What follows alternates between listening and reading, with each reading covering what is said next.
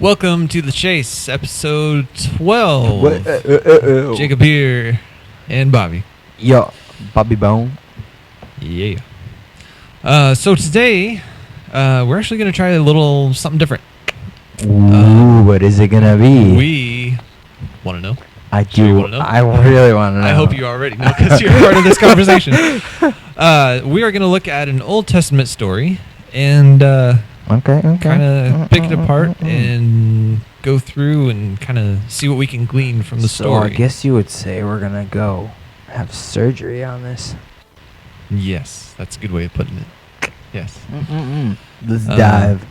All right. So God. today we are going to be taking the story of Abraham and him sacrificing Isaac.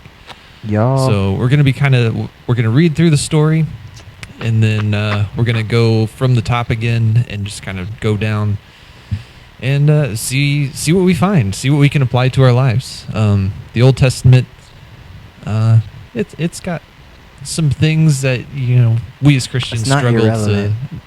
to find purpose in, but yeah, it's not irrelevant. No. It's still there, and it's still part of God's word. So Are you wanting to read You wanna part of split it? this? I can start. yeah, go It's, to verse 9.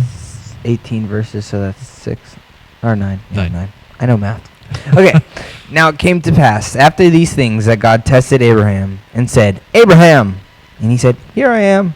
And he said, Take now your son, your only son Isaac, whom you love, and go to the land of Moriah, and offer him there as a burnt offering on the mountain which I shall tell you. So Abraham rose early in the morning and saddled his donkey, and took his 2 young men with him, and Isaac his son. He split the wood for the burnt offering, and arose and went to the place of which God had told him. Then on the 3rd day Abraham lifted his eyes and saw the place altar off. And Abraham said to his young men, Stay here with the donkey, the lad and I shall go yonder and worship, and we will come back to you. So Abraham took the wood of the burnt offering and laid it on Isaac his son, and he took the fire in his hand and a knife. The 2 of them went together. But Isaac spoke to Abraham his father and said, My father. And he said, Here I am, my son. Then he said, Look, the fire and the wood, but there is no lamb for the burnt offering. And Abraham said, My son, God will provide for himself the lamb for a burnt offering. So the 2 of them went together. Then they came to the place of which God had told them, and Abraham built an altar there and placed the wood in order. And he bound Isaac his son and laid him on the altar upon the wood. Verse 10. Then he reached out his hand and took the knife to slay his son. But the angel of the Lord called out to him from heaven, Abraham, Abraham. Here I am, he replied. Do not lay a hand on the boy, he said. Do not do anything to him. Now I know that you fear God because you have not withheld from me your son, your only son. Abraham looked up, and there in the thicket he saw a ram, caught by its horns. He went over and took the ram and sacrificed it as a burnt offering instead of his son. So Abraham called that place, The Lord will provide. And to this day it is said, On the mountain of the Lord it will be provided. The angel of the Lord called to Abraham from heaven a second time, and said, I swear by myself, declares the Lord, that because you have done this, and have not withheld your son, your only son, I will surely bless you, and make your descendants as numerous as the stars in the sky, and as the sand on the seashore. Your descendants will take possession of the cities of your enemies. And through your offspring all nations on earth will be blessed because you have obeyed me. Wow. What a story, man. Yeah. If you ever say the Bible's boring, first of all, go read some of the stories in there. If you like war and I like an action movie, go read the Bible. There's a lot of it in there. But Yeah. this story is pretty crazy too. Yeah. So we can kind of recap. We see that Abraham was basically told by God to go to a place where he was going to show him, and then sacrifice your son Isaac. And maybe just kind of put this into perspective, this is something that Abraham waited a long time for. Yeah. His wife into her 90s, wasn't it?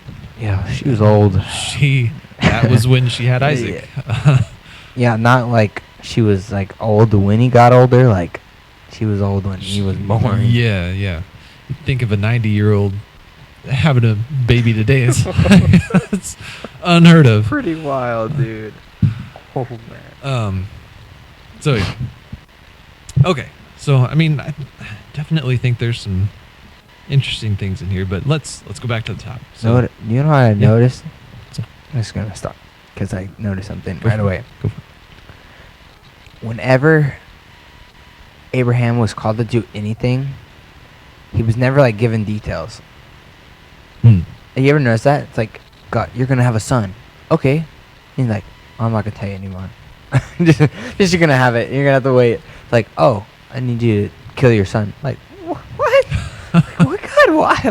Like, but Abraham never questioned it, except for the. I mean, he like was like, how's that possible, my wife? Right. But like, Abraham was like, okay, I'm just gonna do it. Like, imagine like how much faith and trust it took in God, because he went in fully believing that he was gonna have to kill his son. It wasn't like, I'm gonna do this and then God's gonna stop me. No, it was like, As far Alright. as he knew, that's exactly what he was supposed to do. yeah, And it that's was. exactly There was what he no gonna do. thought in his mind. I mean, I just couldn't imagine like being in his shoes. I waited for like 90 years to have my own son, and then when I finally have him, and he's like a few years down the road of enjoying time with them, it's like God's like, you're gonna have to kill him. Yeah. Put him on the altar. What a wait. Wow. Yeah. You're a dad. Yeah. So like, what would like go through your mind if God was like, I need you to kill one of your sons?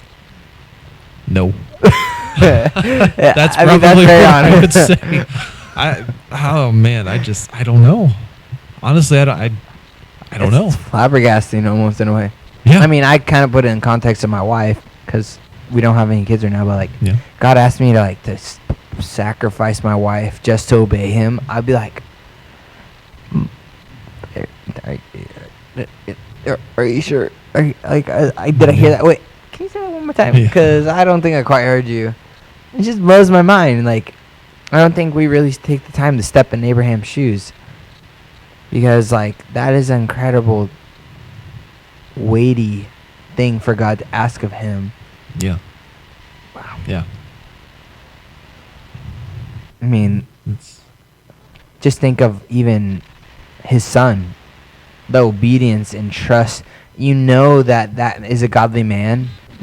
You can know the way a household is based off the kids and the way they respect. Because his son, Isaac, didn't even question his dad. He just knew that God was so important, and his dad had told him so much about how God is important that he was just like, hey, if God told us to do it, man, I'm willing to die right here and now. Yeah.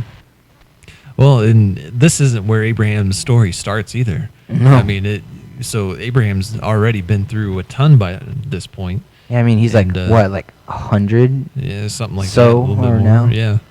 Yeah, and so he probably would have told Isaac a lot of this stuff and a lot of what he's gone through and how God always came through for him. So Yeah, I mean, back then it wasn't like your dad really left you much besides what he taught you back then.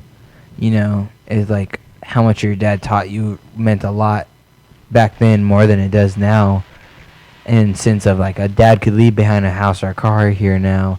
But back then it's like whatever my dad told me, that's where my value is, and like Right. maybe some like livestock in the tent. You know, the tent. yeah, And you know, but I don't know what would you say? Why do you think God approached it this way? well, I think. Well, it says here. I mean, it says sometime later God tested Abraham. Mm. It was a test. I mean, it's. I think. I don't know. There's probably not much more that he could have asked of Abraham besides to sacrifice his son. And I mean, he could throw in his wife, but his wife's already Yeah, pretty maybe, close. yeah. But How morbid. hey, I mean, No, I'm just you know, it is pretty morbid, but you know, the idea. It just blows me away to think of obedience in that grand gesture. Like, what would that look like today? In people's lives. I mean, we don't do altars, but just like what that. But I think it's important to even we had some hindsight of Abraham, but some foresight is Isaac ends up being Jacob's dad. Right. And Jacob becomes the God of Jacob. And there's like this, through Abraham's obedience, he created a timeline that God wanted to use to bring all the way up to him coming. Like that's Abraham's on the timeline, and great grandpa on that timeline, of like what God wanted to do. And imagine like how different it would look if there's disobedience there. True. That's a good point. I don't always think about that. Yeah, I was reading and I was looking at the timeline and like looking at the names, and because you always get to that verse of the Bible and it's like all the names, and this person was this person's father and then the father of this person, and you're like, oh, I'm gonna skip this chapter. And I really read it and paid attention, and I was like, whoa, all these series go up to the time where Jesus was going to be born. Yeah. It's all part of Jesus and God's plan. And it was just like, where does my disobedience cause a break in the timeline? Where does God have to change the timeline up because of my disobedience in today's life? Like you don't realize Abraham didn't really think about like super far in the future, but his obedience affected his great grandchildren. It's just like you don't really like think about that a lot. Like, yeah, it's kind of mind blowing. Going into some deep thought. Oh, so, food for thought. That's good. I mean, being a dad, you've had your sons. Like, how do you? I don't know. I feel like you can step into the situation a lot easier than I can right now. Just where I'm at in life and where you're at in life. Like, I mean, kind of like step into Abraham's shoes and like talk to me. Like, what would be some thoughts going through your mind? Like, you're 100 years old. You're dad. I mean, God's asked you to kill your son. Like, what do you think would possibly be going through his mind? Yeah. I don't know. I mean, I certainly don't want to put Abraham on a pedestal, right? Like, I don't want to put him as something more than human, because he was. Yeah. He certainly had a lot of faith, but I don't know. I know what it's like to wait for something from God, and to wait for something and then finally get it. I'd be asking like, God, why did you give me this in the first place? Why didn't you just tell me no? Why didn't you just say, no, you can't have this? Because I would hate to wait all that time for something and then just have it ripped out of my hands. Yeah, like why'd you give it to me, period? Yeah. Yeah. I would have been better off without it, and to not have to lose what I was already hoping for. Man, I'd be heartbroken. Yeah. I mean, that's kind of the best way I can put it. I'd also, I don't know, I'd be thinking, can I do this? Is this something that I can trust God enough for to be able to enact? And it says there, like it says down later, that when Isaac asked Abraham, where's the sacrifice? Mm-hmm. And Abraham said, God will provide it. He was going there with the intent, and I don't think an angel would have had to been there to stop him if he hadn't intended to actually do it. No, he would have. It's from the context of it, it's like he was full force. You know, like this is it. Like, and then it said, what I believe it said it. It's like, I mean, like how startling is that? Like it's, I can just imagine it's so quiet. He's about to do it. Isaac probably like closed his eyes, closes his eyes and he's just laying there, just like waiting for that knife to hit, you know. And then Abraham just probably tears down his face, just Probably. like going, and then just imagine like out of nowhere, like someone's like, Bobby! He's like, whoa, like, whoa. Oh my gosh. he's like, here I am. And like, I don't think that was a here. I was like, here I am, Yeah. you know, like super Right. scared, just like, I just like, I don't know. I really like to be visual, like and like put myself in shoes, like that ugly cry. It's like, Oh, yeah. just like Yeah. he probably can't even see his son. He's like, I hope I hit him, like I hope I stab right, like make this fast, not like slow, like Probably. like yeah. ow, dad, like that would be like slow. That would be so terrible. Like have to do it again. That's very that I don't want to even think about that. Right, right. But I think it's important to point out something that I thought of while you were talking.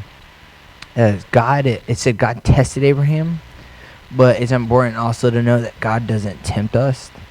You know, it didn't Yeah. tempt Abraham; He tested him. I believe that's Very different. People like kind of get this twisted, but God is gonna put us through things. But God didn't put Abraham through something that He knew he'd fail at. Hmm. I just love that God never tests us in a way that will fail. He's never setting us up for failure. You know, like I guess No, keep going. Keep going. he tests us in a way where he, like, just like with Job, God said, "Test my servant, because he won't fail. Hmm. Don't kill him, but you can take everything from him." Right. And like you look in history, Job, Joseph, Joseph, yeah. Joseph, he took everything from him. He tested him. He put him in different situations with Potiphar's wife, with his brothers, with just so many different situations where he was tested. He put his disciples through testings, you know. Oh, yeah. I believe that, I guess I was thinking of a situation where someone did fail the testing with the crows. You hear the rooster crow 3 times. Oh, Peter? Peter, yeah, Peter. Yeah. I guess in a sense, I don't think that God was even testing him. I just think that was something he was gonna go through life and fail. Yeah. But from what you look at in the Bible, when God puts someone to the test, it's because He knows that they're gonna go through it and come out victorious, especially if their heart's right with the Lord. Now, do you mean to say that if you are tested that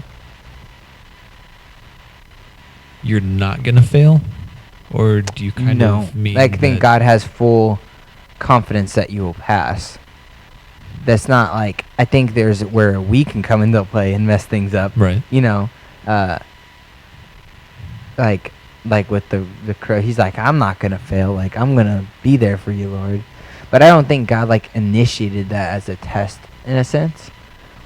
You know, like, I believe that God told him he was gonna fail. He's like, I know you're gonna fail. So it wasn't like, hey, Talking about Peter. Peter, yeah. Yeah, He's okay. like, Peter, you're gonna go and you're gonna be before people and you're gonna be before them and it's gonna be real hard, and I just know that you're gonna have to be like in a place where you're gonna be tested, like as a growing moment for him. God says, dude, you're gonna fail. Like, I think God knows Yeah. that when people are gonna fail. I think if he knew Abraham was gonna fail, he would have, you know, they would have looked different. Hmm. So I guess in a sense, I don't know, you can challenge me on this thought that if God is going to test you, then He's going to see you through it and He knows that you're going to succeed. And that's kind of where I would stand, just looking at a scripture. That almost makes me wonder if there's if there are times when God tests you, and there's time when maybe just kind of life and life kind of generally tests you. In sense of like temptation. Well, yeah, or where you're like put into situations like you said, Job, because Job, God made it a point to test Job. Mm-hmm. God made it a point to test Abraham. Maybe like in Peter, maybe That he was was just his kind life. of tested, yeah, on the situation that he had to go through. And God knew the outcome. Right. Yeah. So I guess when God tests you, you succeed. When life tests you, you most have a likely are bit going of to a- fail. Well, Because there's times where, I mean, life has tested you and people succeed. But that's some of the worst things, because if you succeed on your own, you feel like you can do it on your own. You don't feel like you need God. Hmm. Like millionaires, there's people that they grind that out and they're in the 7 figures now, you know, and they're doing it, but they still feel empty, you know. So I guess I would agree with you. That was just kind of No, yeah, it's a good speculating, thought. thinking. Yeah.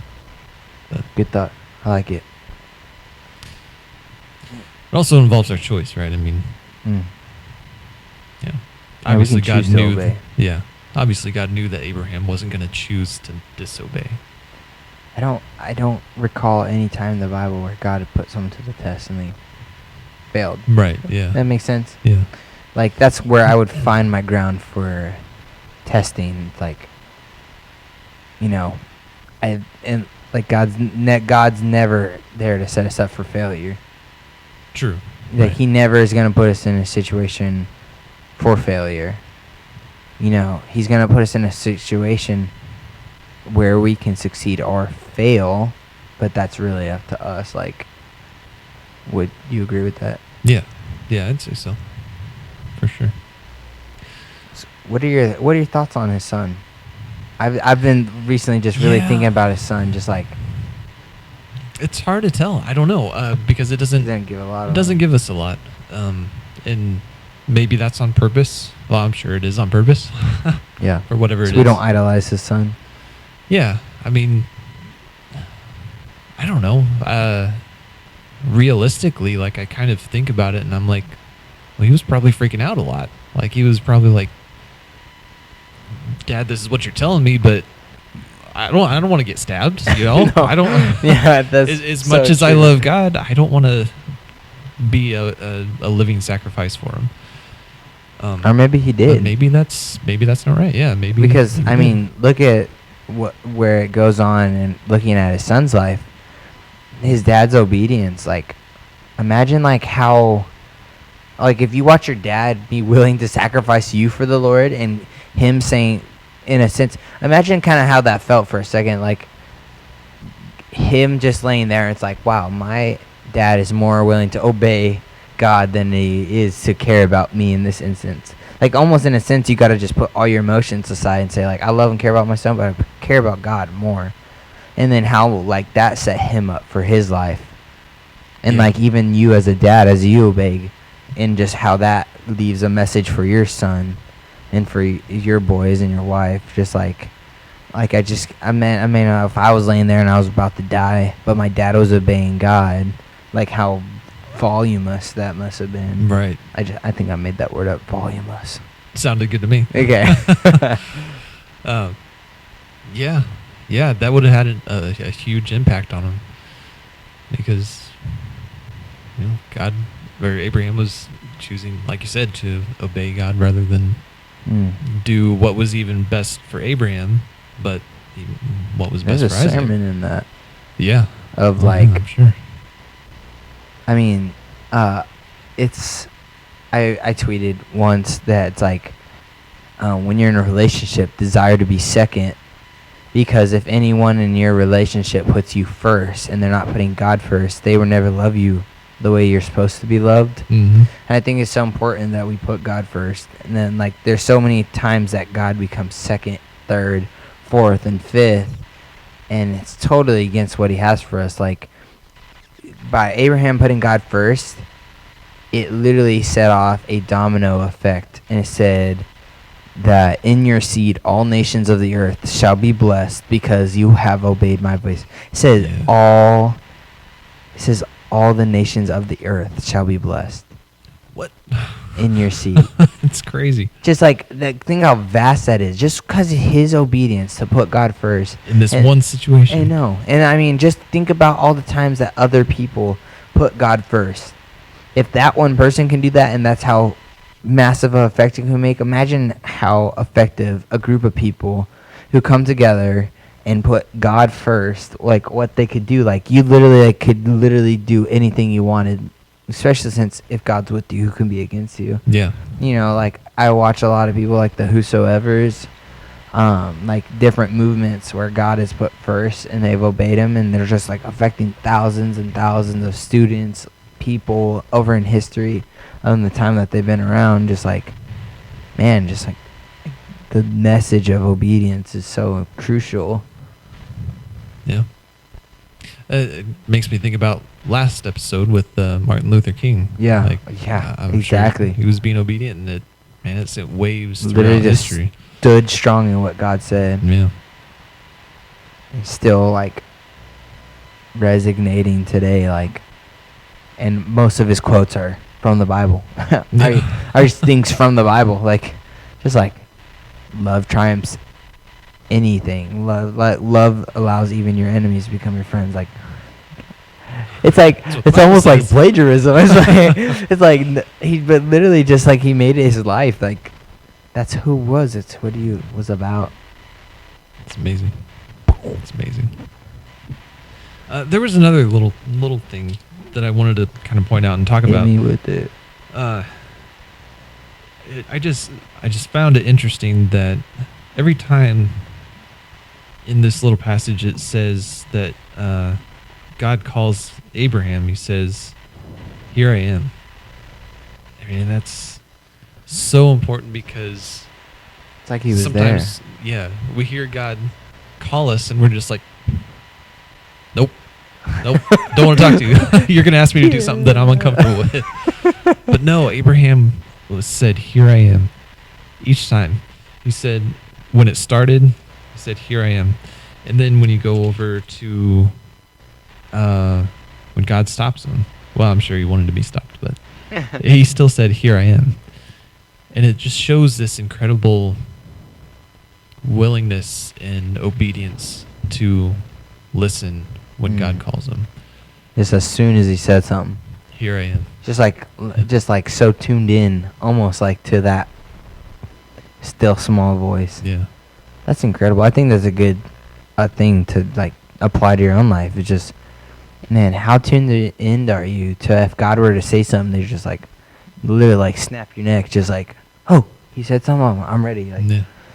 like even though he was in the middle of like full fledged like shank. Yeah. It's like, Right. because I mean, have you ever really committed to like swinging a baseball bat, and then like something walks in front of it, or like a pinata, and it's just like, Yeah. It's It's like- hard. It's hard for sure. And sorry. No, go ahead. But yeah, it just, I don't know. I like how you pointed that out, because it literally really, like, I get so excited. I'm like, yeah, that's awesome. Like, I didn't even notice that. It's like, here I am. Yeah.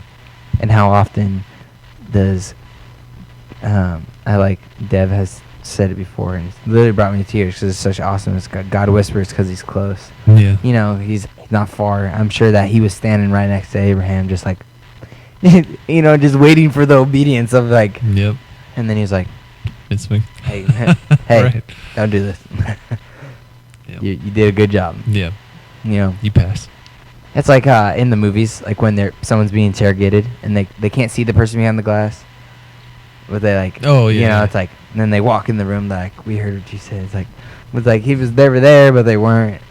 I don't know. It's kind of what I imagine. Yeah. God's like watching them, obedience, you know, and God's like behind the glass watching Abraham about to kill Isaac, and he like walks to the door. He's like, wait. Yeah.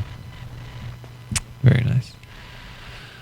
All right. I think that's all the time we got for this episode. Yeah. So until next time, chase God and chase His word. Yo, chase him.